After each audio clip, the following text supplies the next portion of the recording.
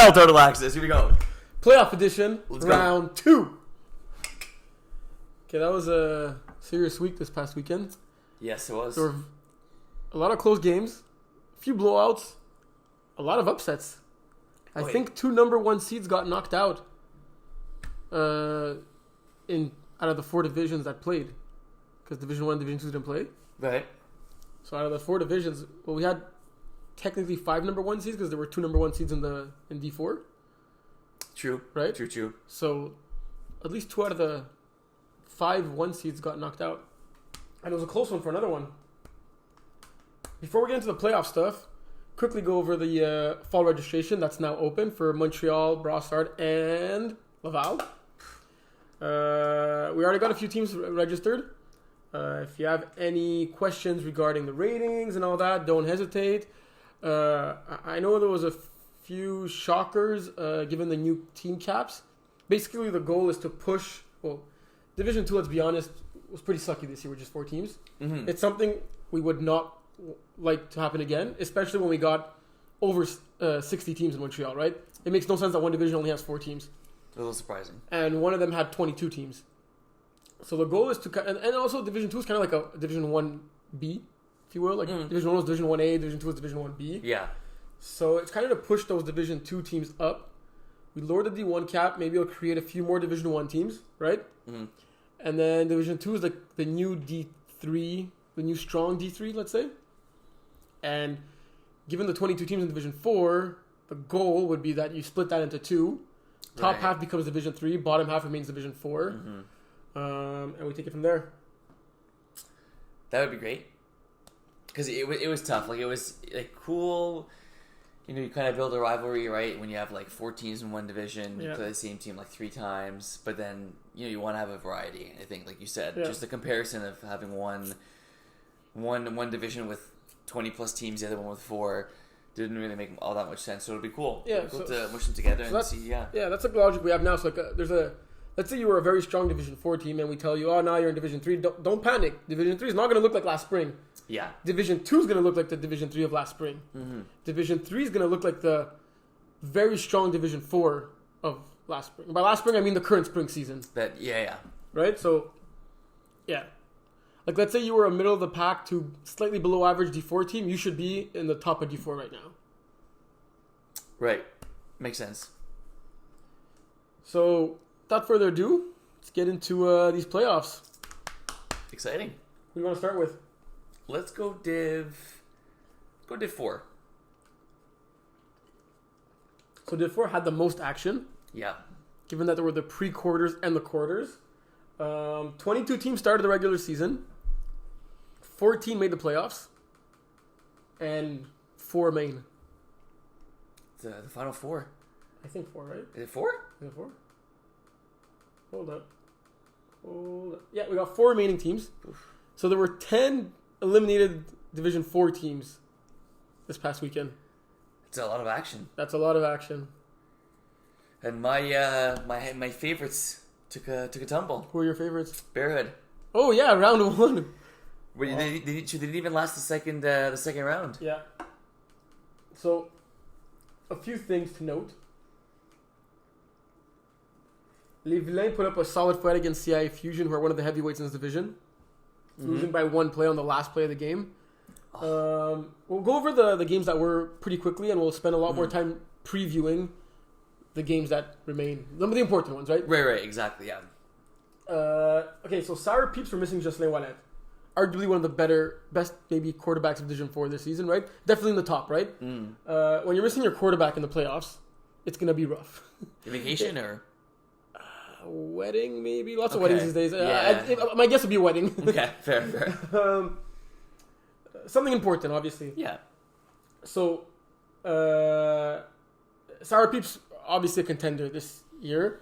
Missing their quarterback with the very strict subcap rules that we have, it's not evident to have a good quarterback. Mm-hmm. They had Tristan subbing for him, and he got the job done, winning 18-12 against Bandits, and then 30-21 against CIA Fusion.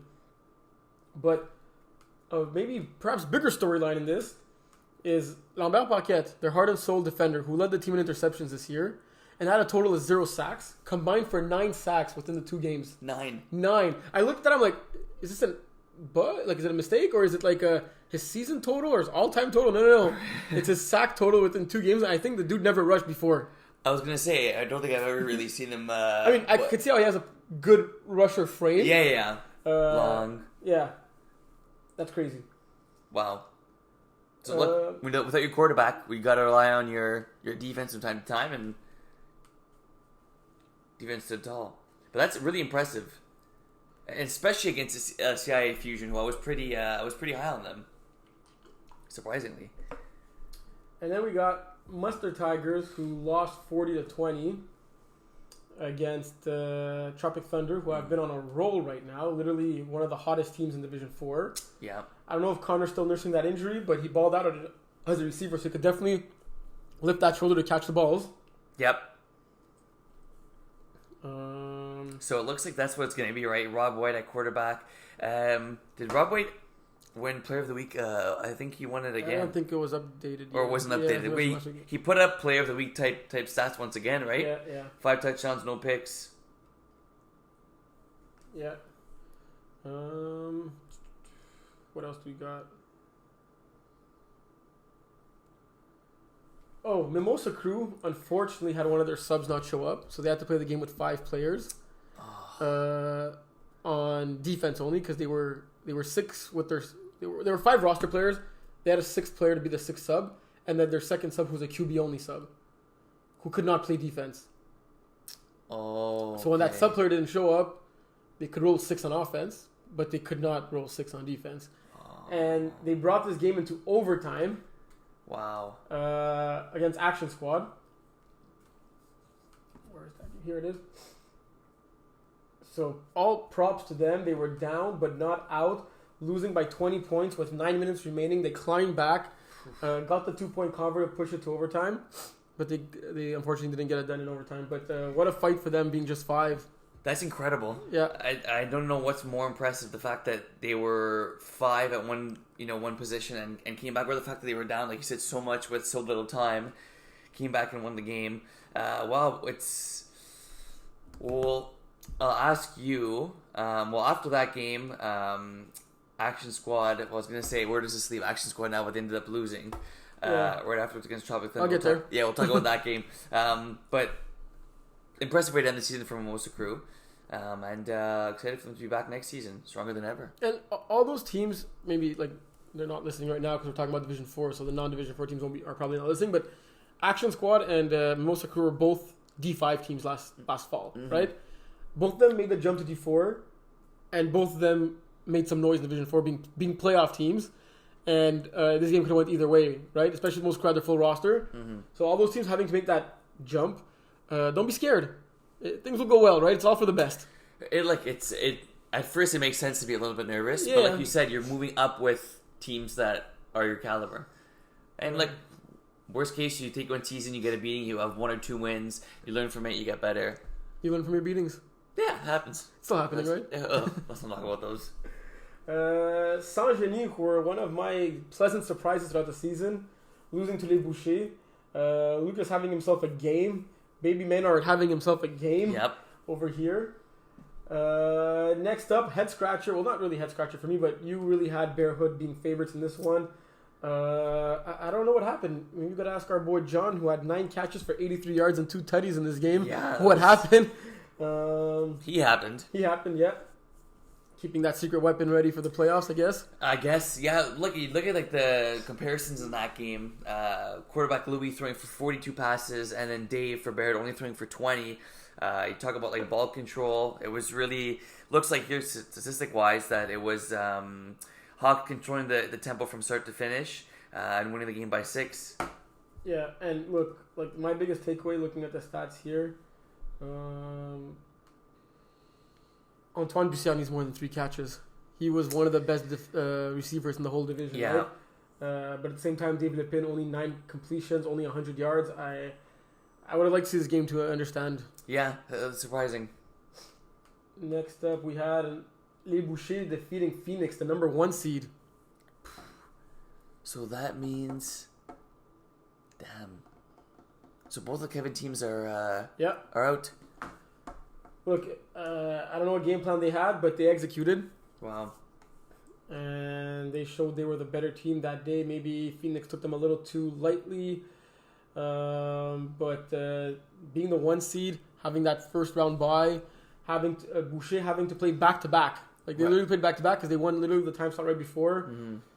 Mm-hmm. I think sometimes that's a plus. You know, when you go out there, you get a victory. You're kind of you're hot, you're sweaty. You've already played a game, had a game under your belt. You won, so you have momentum heading into the following game. And who knows? Maybe it was like you said, Phoenix getting the bye. I wonder, do teams practice during the week if they have a bye? And probably not. Everyone's busy and stuff. They're still playing one game this week, so it's not like a bye week off. It was a bye game off. True, good call. Yeah. So we already spoke about the Sour Peeps CIA. Drama Club beating Hawks. The 1 seed from the other conference stays alive. Great game. It was the highest scoring game, 38-33. Yeah. But Drama Club were up big in this game. They're up 25-0 at halftime. And then 38-6. And then Hawks, something happened, and they came back to make it 38-33 with 2 minutes left. Did they get the ball back at the end? And they got the ball back with 3 plays remaining. Wow. Holy cow. Look, we spoke about it last week. Simon Dumas, 4 touchdowns, 4 picks. And getting the victory. It's Jameis Winston. Jameis Dumas? Jameis Dumas. Simon Winston? I like Simon Winston better. Well, look, it's great, but against semifinal matchup against Tropic Thunder, he won't. If he throws 4 interceptions, they'll lose that game. Well, I would have thought they would have lost this game as well if that happened, right? Yeah, true. Action Squad losing a tight one at Tropic Thunder. Like, Tropic Thunder has been easing through their second half of the schedule, right? Not really much competition, so Action Squad giving them a run for their money here. Yeah. Yeah, this is actually a rematch of a winter playoff game where Action Squad came up on top. Revenge. Yep. So now let's get to the important stuff. Oof, what? No, I'm trying to think. These are going to be two solid games. It's crazy to think that 10 teams got eliminated in Division 4 this past weekend. Yeah, like you miss 1 week of MFL and you come in. Yeah, like 10 teams that were in the playoffs last week are no longer in the playoffs. Like, that's a lot of elimination. Yeah, seriously. So we got Tropic Thunder, Drama Club, Les Bouchers, Sour Peeps. Which one do you want to preview first? Let's go Boucher. Boucher, Sour Peeps. What are the keys to victory for either team here? Okay, I like it. You go Sour Peeps, I'll go Boucher. Okay. I'll go first. Yeah. For Boucher, man, it's usually what I say when teams get this far in the season is keep doing what you're doing. Number one, you look at this team; they've won 3 straight games. 2 last weekend, a close game against the Villains to end the regular season.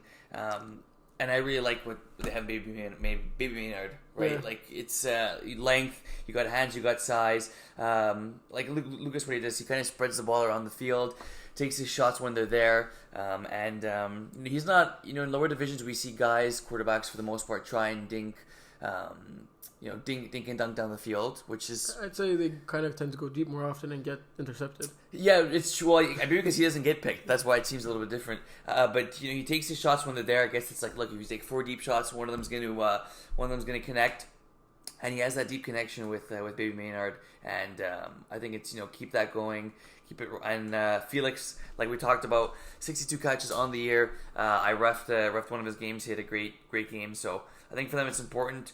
Take your deep shots, score early and often, but I think against a team like Sour Peeps, they're going to have to make sure to be virtually perfect. So it's play free, take your deep shots if they're there, and if they're not there, keep it short and think and knock down the field. I think they got to work the game clock. Like, I think they got to use those long drives and manage the clock the same way they did against Phoenix, right? For Sour Peeps, like looking at this matchup, I felt the game was more one-sided. before I did a deep dive into both teams to analyze this. And yeah, Sour Peeps are obviously the favorites. Like, no one's going to argue that. I think it's pretty clear. And they do have one of the best defenses in all of Division 4. But I think Les Bouchers were a very quiet top offense in this division, right? I think they had the second most points for in the Battle of this conference. So it's really a battle of top offense against top defense. I got to assume Justin's going to be there this week. But even if he's not, they got... if Justin's not there, they're for sure going back with Tristan, right? Right. Like, no question about that. So more than capable of doing what's necessary to win the game. Mm-hmm. And I don't know if Lambert's going to rush if they have their full roster, but it wouldn't be a bad idea. Getting 9 sacks in 2 games. Like, I don't care like what the circumstances are. If you got finishing the season with 9 sacks through 10 games is above average. So for me, the keys to victory, Sour Peeps, are just coming to this game. Don't take Les Bouchers too lightly. Like, yes, you're one of the best Division 4 teams. Yes, you're a true contender. Yes, Les Bouchers upsetted a few teams to get there. But right now, they have a 2-0 record. Sorry. You're both 2-0. Playoff wise. Yeah, they're both. I thought Sour Peeps had a first round bye, but did not. They're both 2-0. So you guys are equal right now. Mm-hmm. You have to treat them as if they're your equal, and give it your 120% from beginning to end. And that's all. Well, that's the most part what you need to do to take care of the game, right? I think Sour Peeps can only beat themselves in this game by taking them too lightly or getting out of their game plan. Look, the week off for Jocelyn does not worry me at all. If anything, his legs are going to be more rested for him to run all over the place. I do anticipate it being a super close game. And I like what you said about Les Bouchers. I definitely think they have a chance. Mm-hmm. But Sour Peeps and their defense is for real. Yeah.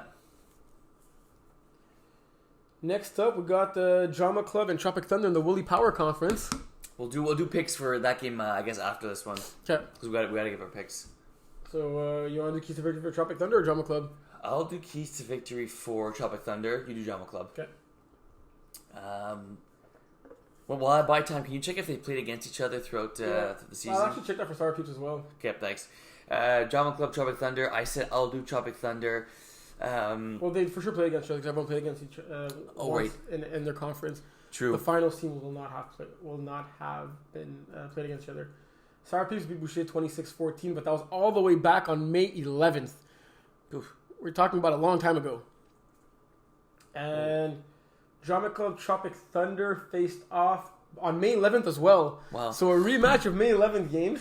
And in this one, Tropic Thunder also won by 6 points, 32-26. Damn. 8 straight victories for Tropic Thunder, believe it or not, after starting off the season with a record that wasn't all that great.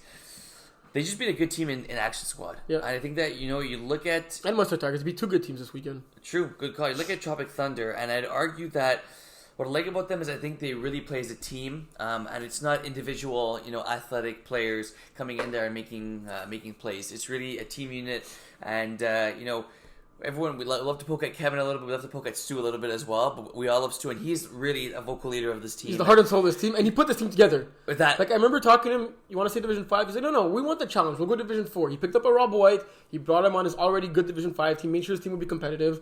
He has a candidacy for Gem of the Year this year. Agreed. And you look at just their last game. You have a receiver with 5 catches, 6, 5, 5. So there's no real one-man show superstar on this team, and I think that's why the team excels and does as well as they've been doing. Obviously led by Rob White so far in the way he's been quarterbacking this team. And Connor's been taking a step back and playing receiver and balling out at that position too. So I think that number one, obviously you continue doing what's got you there, but continue playing as a team. This team has no divas. Drama Club's number 1. Who said number 1? You said number 1. Oh no, not seeding. I meant I forgot what I said number 1 about. You said number 1, continue doing what things. Yeah, like there? Number 1. Oh, okay. Yeah, number 1, continue to do what you've been doing, and number 2, continue to feed off the team effort this team has. There's no. So like number 1. Yeah, exactly. Sort of like number 1. Yeah, looking at this team, they got 6 players with at least 20 receptions, and that excludes Rob White, who probably if he didn't play quarterback so often would have been up there as well, right?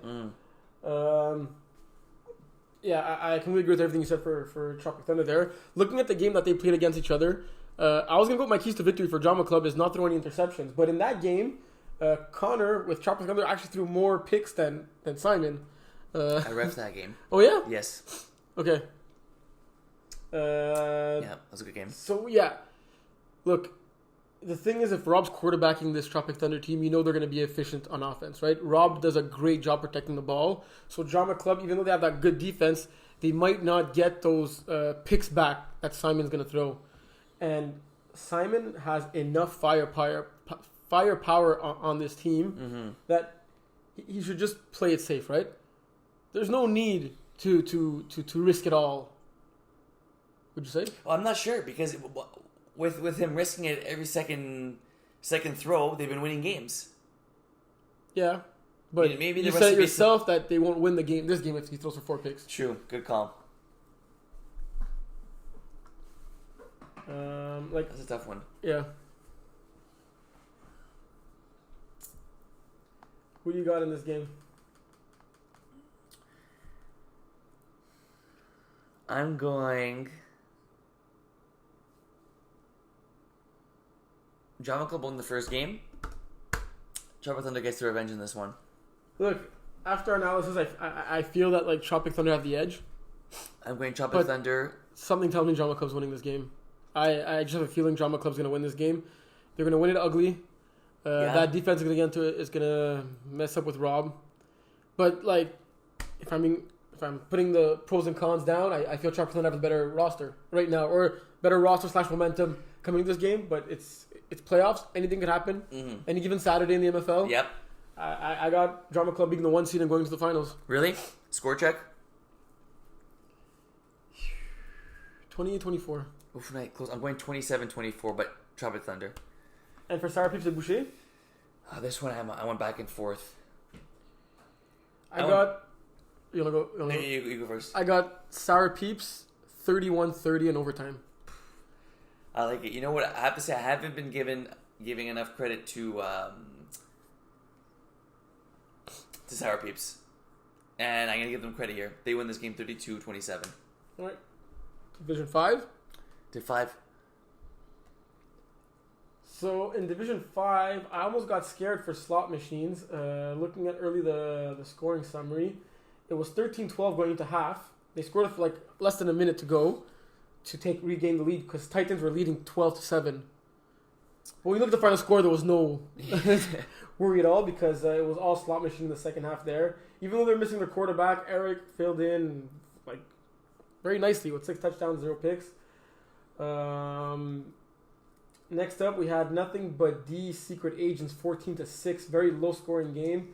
This too almost was a scare for Nothing But D. Our top 2 teams in the division almost at half were maybe trembling a little bit there. Playoffs. SUNY's 45 Slicks 8-7 in overtime. CFL score. No, CFL would probably be like something weirder because you have those 13-12 I heard Maggie Nelson making the play of the game in overtime, batting it down from Diego in overtime to seal the victory. Strap.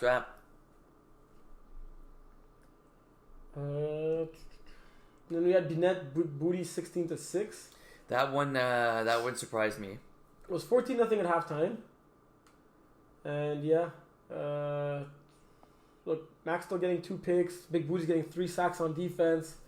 But it wasn't enough. Mathieu Roy KC only completing 8 passes for 67 yards and still pulling it off, even through 2 interceptions. I feel this game could have went either way. I don't understand the score given the box score. Yeah, true. Like, their leading receiver on Binet had 16 yards. Wow. But anyway, let's talk about the teams who do remain because we got 2 very interesting games this upcoming Saturday. Binet Slot Machine. I think the top 4 remain, right? Oh no, we got 1, 2, 3, and 5. So Slot Machine obviously being your 10-0 favorites at this point. What do Binet need to do to stay in this game aside throwing more than 67 yards? They need to throw much more than that, number 1. But number 2 is this farm team of Binet, Bin, always has great defense. Wait, pause. It's their first playoff win. in the franchise of Binet. Binet. Who've been severely underachieving in that division. Right, that's true. So continue. Yeah, you're right, that's true. But their teams where they're look at that, consider this their farm team, and their D3 team that we played against always has great defense. Got whooped against. We did, yeah. I didn't want to, go that far, but we did get whooped against them. It's this is almost like for Mathieu or Casey, and I don't really like this game plan, but it's almost like just throw Thomas the ball every play. That helps. That helps for sure. You only had one catch in the game. That's crazy, and they won. Yeah, well, he completed how many passes? Yeah, 8. Yeah, okay. So. Honestly, keep it safe and rely on your defense. This defense has consistently showed throughout the divisions of 3, 4, and every division that they've played in that they can win games, whether it's low scoring, and their quarterback isn't putting up sexy numbers, and even when their quarterback does put up good numbers, his defense doesn't. They don't take plays off. Yeah. It's a team that doesn't take plays off on either side of the ball, but specifically on defense. So I'd say keys to victory, quarterback Mathieu. Keep it simple. Dink and dunk if you have to. Rely on, like Terry said, Thomas, all game long if you have to. But you don't have to be the hero out there in this game because the defense should be able to make some plays, even against a good offense. Like Thomas got a ball hog the shit out of that ball. Like slot machine, yes. Oh yeah. Yeah, you're needing. And look, I'm saying this a lot easier said than when you're playing against a team like slot machine. You hold this team to 4 touchdowns. That's a success, right? Yeah. I mean, that's a goal for Binet. You hold them to... Goal should be 20 points or less. It gives them a fighting chance. Yeah, I agree. Next up, we got nothing but Dean Slicks, and I think this is one of my games of the week.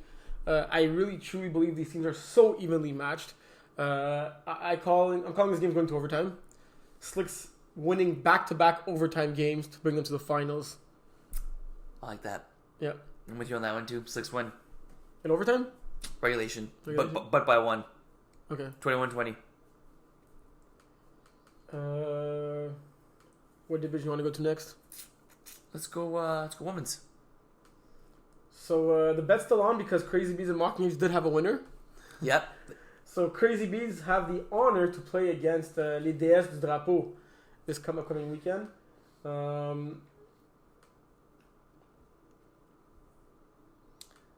The Cinderella story. Yeah. Not much to say in this one, right? Very it's not even like a David against a Goliath. It's like one David against 10 Goliaths in this one, right? Yeah. So play free. Yeah, have fun. And it's the more free, less tense you play, better chance you have of pulling away. One thing that I will say is that when the game is so one-sided towards one team, and they're coming to this game thinking that they're for sure going to win, the closer this game remains for the longest time is your biggest friend in this one. That's what's going to put the most stress on this Drapeau. If each team has a drive and the game is still tied, and each team gets 2 drives and the game is within a score, that's going to put more pressure on this Drapeau and maybe force them to make another bad play here or there. So yeah, it's true, right? It's kind of like when you play the Chiefs, right? You want to keep Mahomes on the sideline as much as possible. I don't think having Chris Jones in your face helps either. So. Yeah, well said. I'm with you. So yeah, I got this Drapeau on this one. Hopefully it's pretty. Give me Crazy Bees in the upset. No, you don't mean that. Yeah, I do. Look, it was the bet I made. There's always one crazy upset that happens every weekend. And why not happen in the women's division? First time having women's division, Crazy Bees go crazy. They win this game 19-18 in overtime. Make it happen. Wow. Big upset. Did you guys Drama Queens? My other game of the week. This is going to be a good one. This could have been your de facto finals in this one, right? Both these teams had great seasons. I'm really excited to see if they come back in the fall, hopefully, and continue their runs. Look, Drama Queens had very high ups and a few downs. Very few downs, but some downs, right? They started the season very strong and then kind of fizzled out towards the end with 3 straight losses. They lost to Tigres and in a game that they ended up winning by forfeit, and they lost again late in the season. Look, Drama Queens did a lot of things right this season, and I think they just got to rally and determine what did they do right against the top 3 and what did they do right against the bottom 2. Maybe what they did right against the bottom 2 does not translate against the top 3 teams in this division, right? Right. So you got to go back to basics and remember what worked against DS Trapo, what worked against Tigres, and take that and use that. We know that Tigres love to play, right? Like, they played them enough times, they understand the way they play by now. So I really think for Drama Queens to win this game, like, they got to not think outside the box, but kind of like prepare for this game, right? Like, usually you don't go into the games that prepared, but now it's like you got to have a meeting. You got to talk to your girls. You got to all sit down and know what the assignments are, what you got to run. If you see a girl in motion, do you drop a second rusher? Do you not? What do you do, right? You have to be on the same page. Yeah. Like, you always have to be on the same page, but especially when you're playing a team like Tigres. And for Tigres, I don't think teams have figured them out yet. They went through a 10-game regular season, and their RPOs, their deep balls, their short passes, all this is still working, right? Obviously, they have Nestor's the coach, who's a great coach and very emotional and really like pushes this team, right? Like you clearly see he makes them better. But you gotta give credit to the girls on this team, right? Paola, a star in this division, right? The quarterback for this team with 36 touchdowns, but I think also leading the team on defense with Sabrina Renault leads the team on defense with 9 picks, but Paola is not far behind with 7 interceptions. They also got Karen with 24 tackles and 11 PDs. Narelle leading the team with 16 PDs on this team. Like, you got so much talent on this team, so much like firepower. Like, anyone could do anything on this roster, right? The thing is, they're all quick, right? And they all get from one area of the field to another on, offense and on defense. The majority of the 50-50 balls go to them. And I think that's why they've been winning games, and I've been giving them the edge the last little while. I didn't even mention Sauer, who leads the team in yards and touchdowns with 435 and 8, and even in receptions 44. The triple crown of that Tigres team on offense, right? Move the chains. Who are you giving the edge to? Because of everything we just said, I'm going Tigres. I'm going Tigres as well. 25. But weren't Drama Queens your pick? No. Well, they were. No, Tigres. I remember I had Tigres I had them at the 1. Yeah. Well, possible. In power rankings, I had Tigres at the 1 for the last little while. Switch here and there, but I'm going Tigres 25-19. I'm going Tigres as well. Hopefully, this lights a fire under their butt for Drama Queens. Yep. And they prove us wrong. Go do it. We did 4-5 women's. We did. Yep. Let's go to Division 3. Nice. Okay, so did we call it Double Dippers choking again against Villains?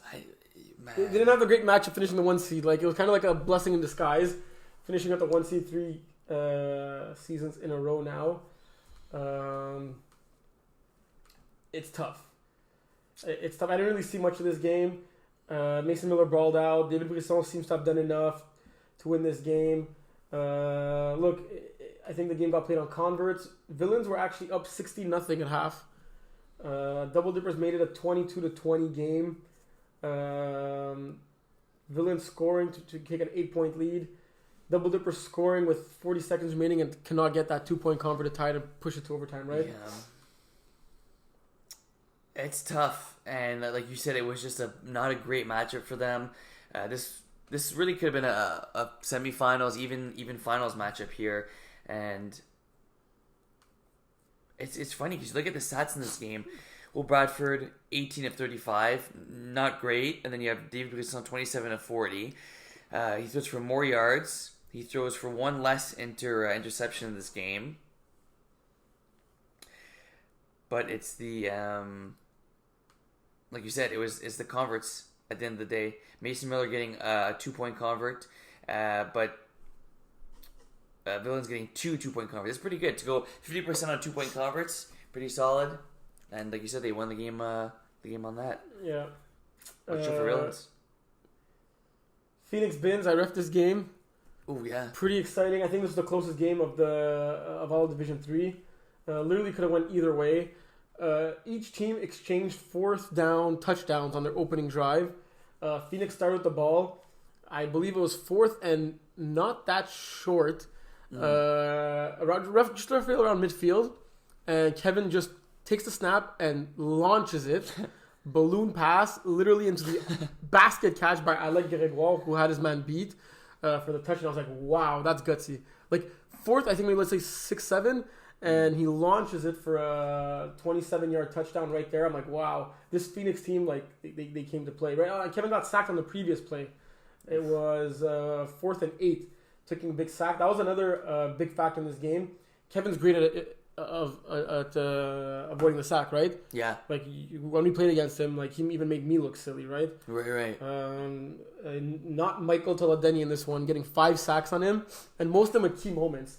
Then on Binge next drive, they go on 4th down, 32-yard touchdown to none other than Thomas Côté-Parent. In this one, I'm like, wow, we got ourselves a game. Later on, another 4th down touchdown for Bin. And this one, I think, was the turning point in the game. Phoenix get the ball back with just under 2 minutes. They drive the field. They use their timeouts very efficiently. They make it to 4th down on the last play. So, like, they know Bin aren't getting the ball back. They really did everything perfect, but they could not punch it in to potentially tie the game because they were down 7 at that point. Okay. And Bin were getting ball. Okay. So they could have been tied going to halftime. They were down 7 at that point. Yeah. So I think that was kind of what hurt them the most because they were just so close.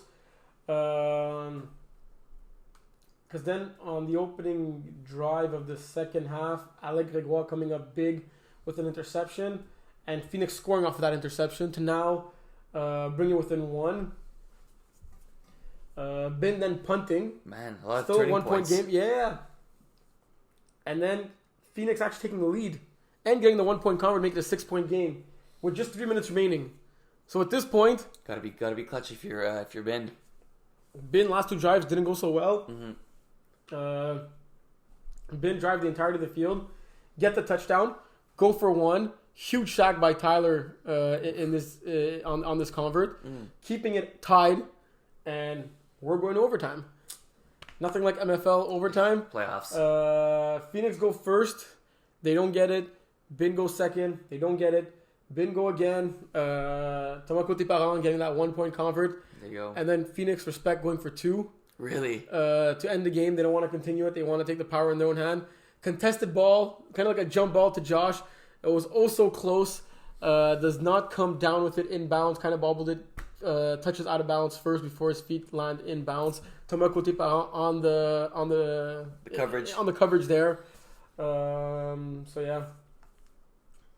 Damn, that sounds exciting. I like the idea of going for 2. Yeah. You go for 2, put pressure on the defense. Everyone knows it's gonna be the last play of the season for one team. Yeah. So I didn't see much of the other 2 games. Tigres Loud. I just heard a lot of emotions and a lot of yelling in this one. Tigres coming up big. Loud, who were pretty solid contenders this one, seeing their playoffs cut real short.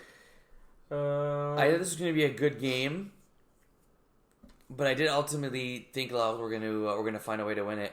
Look, we mentioned double dippers who finished the 1 seed, and now Loud and even Red Cats in their game. If Loud or Red Cats would have been your D3 champions, I would have been like, that makes sense, right? Like we could have been expecting that, right? Loud playing in the finals, Red Cats playing in the finals. Either one wins. Yeah, they both have great seasons. They both have great firepower on offense. Both of them losing by more than a possession. Red Cats even losing by as much as 17 in this one. Mike Jazz yelling something to me after the game. I think we went over his team a little too fast in the preview of this game, and we counted them out. I think we both picked Red Cats in this game. I picked Red Cats. And letting me know that. Diego having himself a game, 21 of 29, 250 yards. Only getting 1 yard on the rushing, though. Ben Denis, I guess, contained him pretty well, right? Getting 2 sacks, 3 total tackles there. Wow. You'd think that'd be enough for them to win the game, right? Yeah. Well, it's Mike, a reason to be happy. There's 6 catches, 74 yards, a TD. It was really Diego's partner in crime, Jose Luis.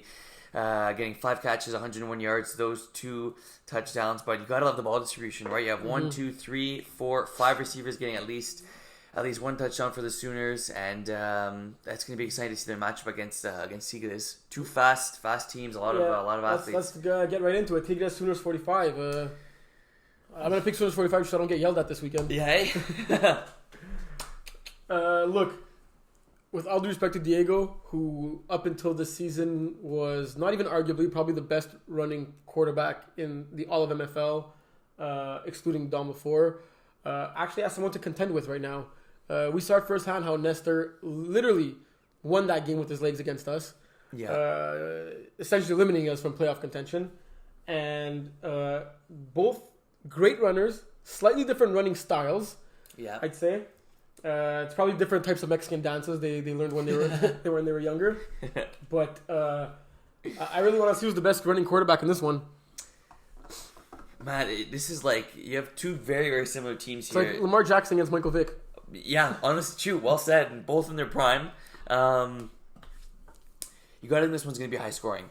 Yeah. Both rushes are going to have big games. Which quarterback can take care of the ball the best? I'm going Tigres. You're going Tigres? Yeah. I'm going Sooners 45. Actually, not joking. Just I think they have the edge in this one. Yeah? Score check? 38-28. That's a good one. I'm going an absolute shootout. I'm going 41-40 Tigres. How many rushing touchdowns combined, both 5. quarterbacks? And just Nestor? 3-2? Nestor 3 and Diego 2. Okay. Close game. Tigres get the dub. The Villains Bins. I think this one is going to be very... Don't forget, we haven't mentioned it that much because it's not entirely the same team. But Villains are your D3 defending champions right now, right? Right. It's true. Flexing their strength, right? Right. That's the thing. Sometimes when you play against a team that just squeezes in, that, we kind of wrote them. Not wrote them off. We kind of did, I guess, coming in as the 8th seed. I'm not talking about them too much. Been here. I think this one's gonna be a defensive affair. Take the under. This reminds me of the other game we just analyzed. I think it was in Division 4. Was it Tropic Thunder Drama Club? And I said that I feel Tropic Thunder is a better team, but Drama Club pulls this one off. I have a similar feeling. I think Bin are the better team, but the Villains pulled this one off. I just have a feeling the Villains are winning this one, but if I do my mathematical equation, Bin should win it, right?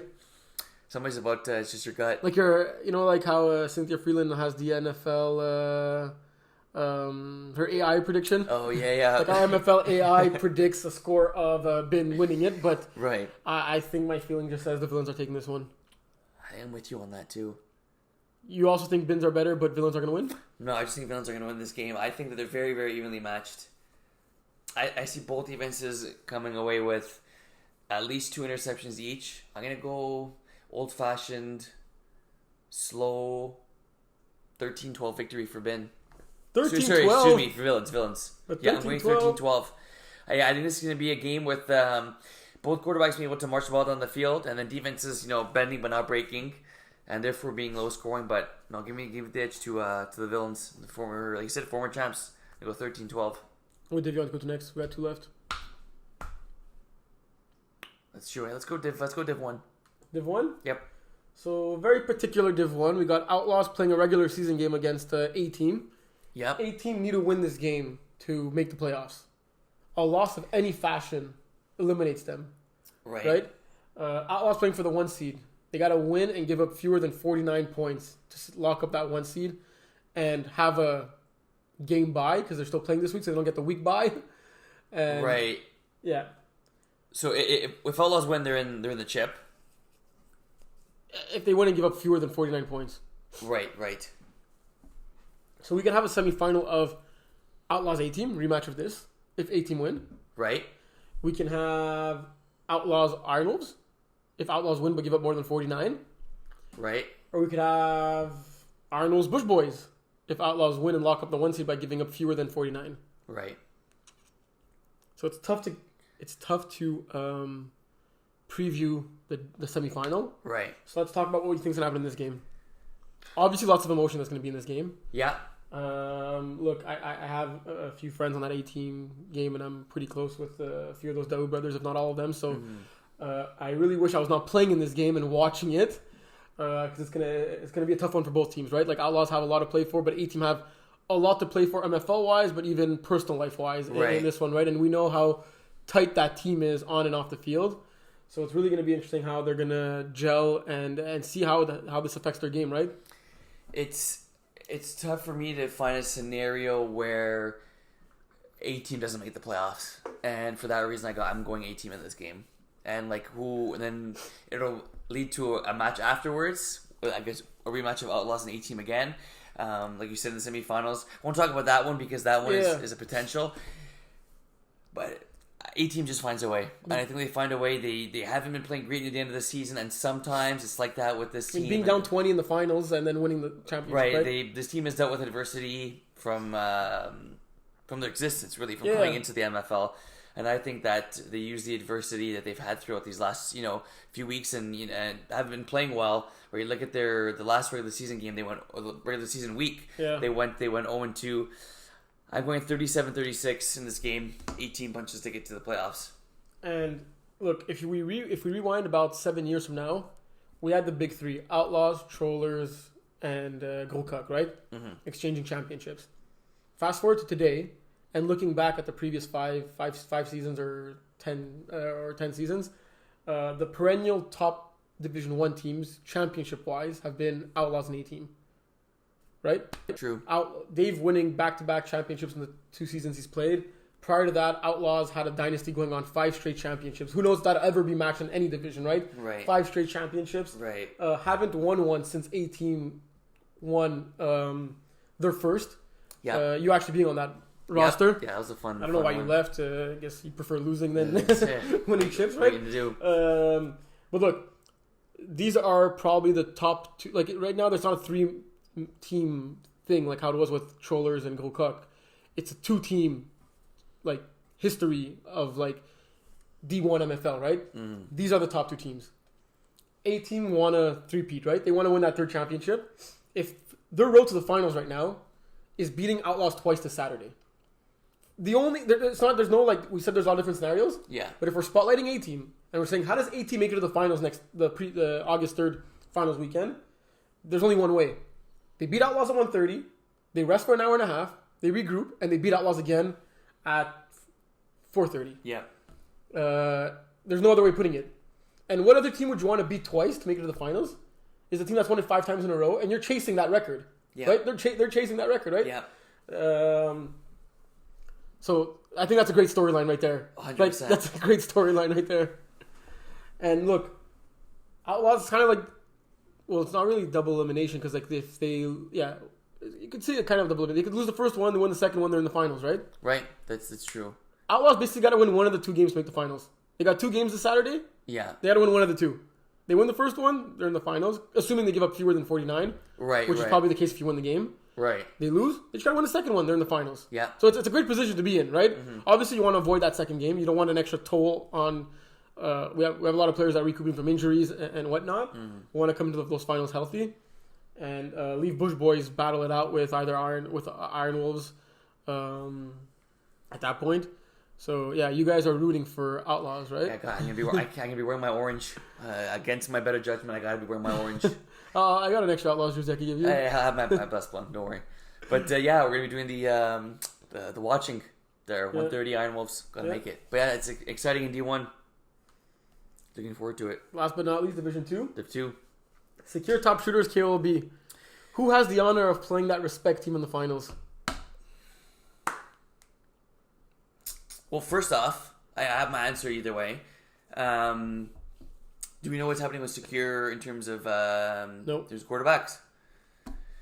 Yeah, I just I think it's going to be KOB Respect final.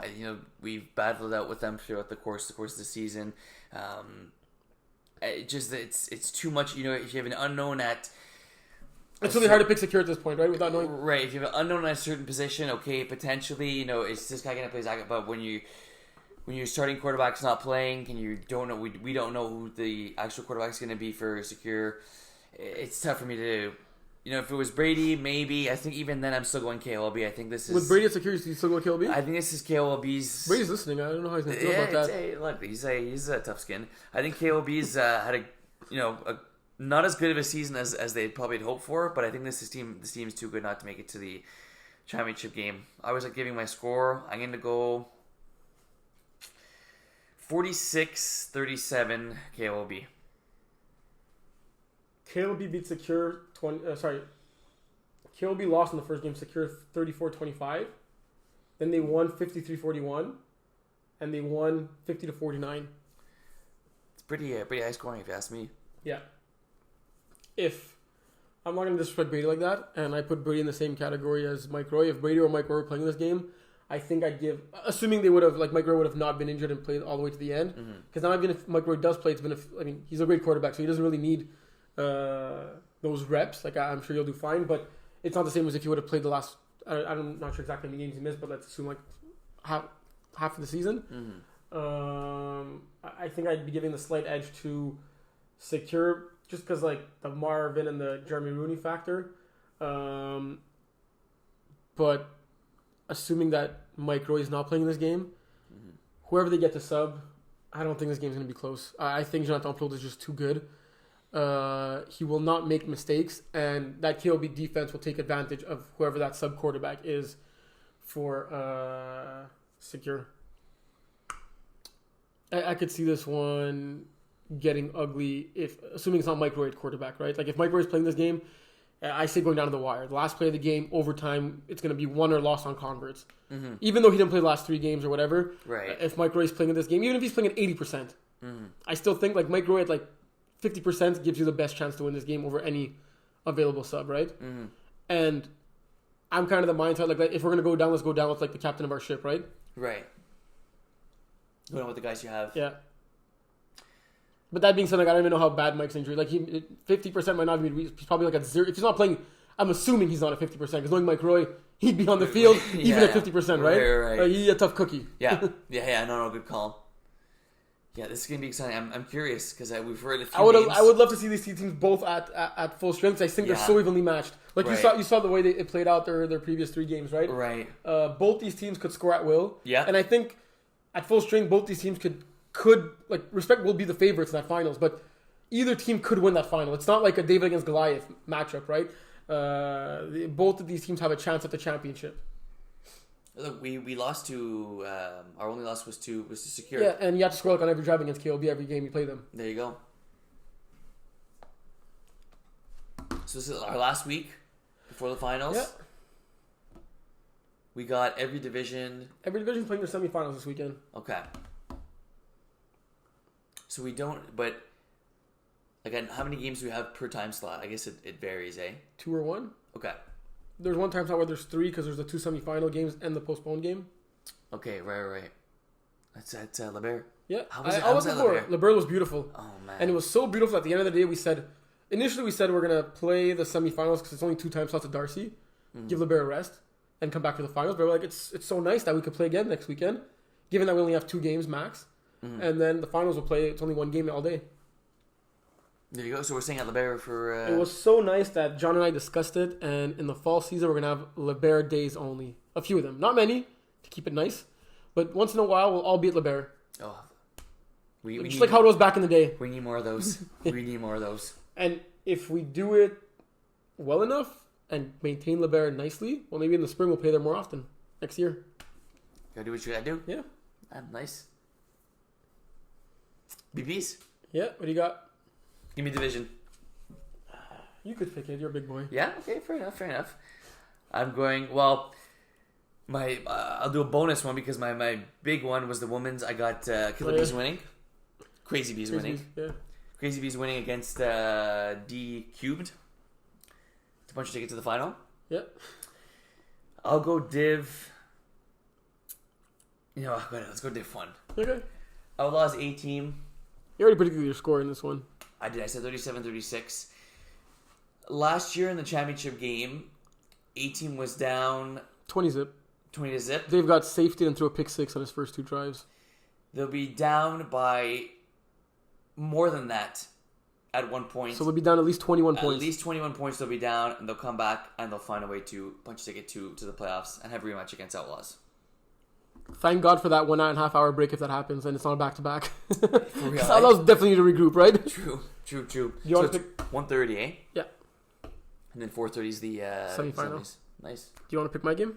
My division? Yeah, let's go div. I'm gonna go div 3. Div 3?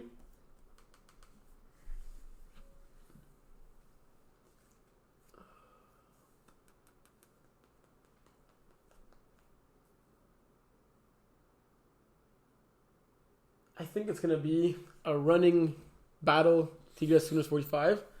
I say both quarterbacks will rush for more yards than they pass. Both. That's too pretty bold. good. No, I like that. You're laughing as if I find it ridiculous. No, it's honestly, I call it bold prediction for a reason. It's true. I never would be that surprised. I like that. All right, that's it for you guys. That's it, eh?